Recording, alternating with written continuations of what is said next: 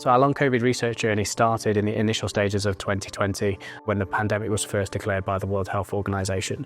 What we were trying to set out to do was to understand people's journey through their recovery after having an infection with COVID-19. But it became very apparent in those initial stages that people were not making those recoveries, or people were having long-term impacts that were affecting their ability to live an ordinary life. So we set out to really try and understand the pathophysiology, or the mechanisms of what was driving that chronic condition and how it was impacting a patient's ability to engage with their daily life. At first, it didn't seem that bad. It felt like a cold, and then it felt like a weird cold. As soon as I tried to return to work, I had dizziness all the time. I found it difficult, literally, to focus and balance, and that really hasn't gone away. I went to the doctor, my GP, and said, I've been struggling, I feel really tired all the time, I feel like I can't concentrate, my brain's really dazed, I feel weak. I wasn't exercising like normal, so that's when I got diagnosed long COVID. It was just about getting through the day, really. And if you ever overdid it, you'd have what was referred to as a crash. You weren't refreshed from your sleep, you were just sort of like completely shattered. I can't describe how debilitating it's been, really, and how frustrating is someone in the 30s. You know, my dad, who's in his 60s, had 10 times as more energy as me. So it's like, this isn't right. We discovered that viral persistence was a probable or likely pathology that was contributing to the long COVID presentation in patients. And that led us to developing ERASE, which is the first in the UK trial to test antiviral medications to see if we can alleviate the symptoms or the symptom presentation of people living with long COVID.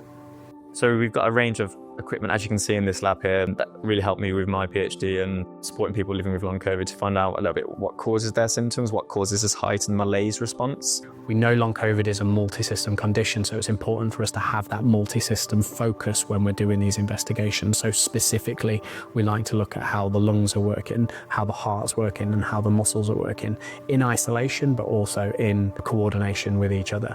From doing a little bit of walking at their own pace to respiratory measures, all at the pace of the participant, and we also do some blood tests there as well. So we get them involved with some cycling assessments separated by 24 hours to try and observe that heightened symptom exacerbation, but in a controlled way. We do a lot of work with the patients to try and understand them and their long COVID. Then we send them up to the hospital where they have 5 days of intravenous infusions. The intervention we're using is an antiviral medication that's currently licensed for use in the UK for people who are admitted to hospital with an acute infection of COVID-19. But we know the majority of people aren't actually admitted to hospital now, and so they're not able to access that treatment. So what we're doing with this trial is bringing this drug to people who haven't been admitted to hospital to try and see if that can give them some resolution from their symptoms. Working in this study has helped me realise how much sports science can be used to help clinical exercise populations as well. It's opened up my eyes to see the different side of sports science. It's not all about athletes, and it's not all about working as hard as you can to improve your performance. It's to help basic living and walking up the stairs and tasks that people often take for granted. My sister told me about the ERASE study, and I very fortunately got onto this trial.